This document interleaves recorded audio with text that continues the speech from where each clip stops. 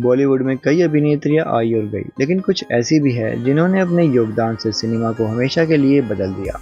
ऐसी एक महान अदाकारा थी देविका रानी, जिन्होंने न केवल अपनी खूबसूरत अदाकारा से दर्शकों का दिल जीता, बल्कि सिनेमा की पुरानी परंपराओं को तोड़ते हुए एक नया ट्रेंड भी सेट किया। देविका रानी को बॉलीवुड की पहली फर्स्ट लेडी माना जाता है। वह सिर्फ एक अभिनेत्री नहीं, बल्कि एक क्रांतिकारी अभिनेत्री थी, जिन्होंने भारतीय सिनेमा में नए मानदंड स्थापित किए।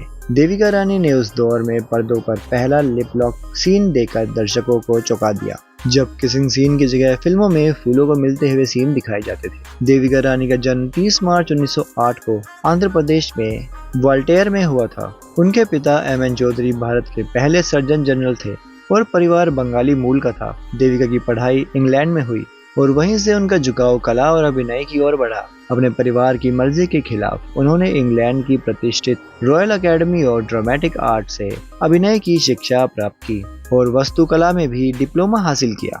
उनकी मुलाकात फिल्म निर्माता हिमांशु रॉय से हुई, जिन्होंने देविका रानी की प्रतिभा को पहचाना और उन्हें अपनी फिल्म कर्म में कास्ट किया। इस फिल्म में देविका रानी ने हिमांशु रॉय के साथ 4 मिनट का किसिंग सीन दिया, जो भारतीय सिनेमा का पहला लिप लॉक सीन था। यह सीन उस वक्त बहुत विवादों में रहा और फिल्म को प्रतिबंधित भी कर दिया गया था, लेकिन इसने देविका रानी को स्टार बना दिया। देविका रानी और हिमांशु रॉय ने बाद में शादी कर ली थी और साथ मिलकर बॉम्बे टॉकीज की शुरुआत की, जो उस समय का एक प्रतिष्ठित फिल्म स्टूडियो था। इस स्टूडियो में कई बड़े सितारों को लॉन्च किया, जिनमें अशोक कुमार, दिलीप कुमार, मधुबाला और राज कपूर जैसे नाम शामिल थे। लेकिन देविका रानी की जिंदगी सिर्फ उनके फिल्मी करियर तक सीमित नहीं रही।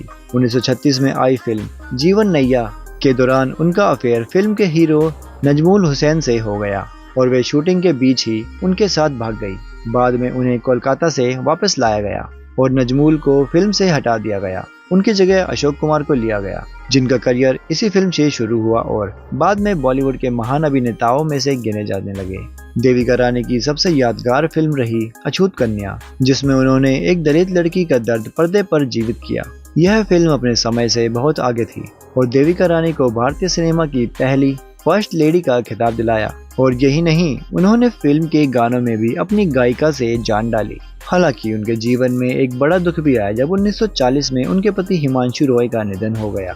इसके बाद देविका रानी ने फिल्मी दुनिया से दूरी बना ली, लेकिन 1945 में रूसी चित्रकार स्वेतोस्लाव रोएरिच से शादी करके उन्होंने एक नई शुरुआत की। देविका रानी को भारतीय सिनेमा में उनके योगदान के लिए कई सम्मान मिले, जिसमें दादा साहेब फाल्के पुरस्कार और पद्मश्री शामिल है। 9 मार्च 1994 को बेंगलुरु में उनका निधन हो गया, लेकिन उनका योगदान सिनेमा जगत में अमर है। तो दोस्तों, देविका रानी की अनसुनी कहानी आपको कैसी लगी, आप हमें कमेंट करके जरूर बताइए। और दोस्तों, ऐसी और भी वीडियोस देखने के लिए चैनल को सब्सक्राइब करें और बेल आइकन दबाना ना भूलें।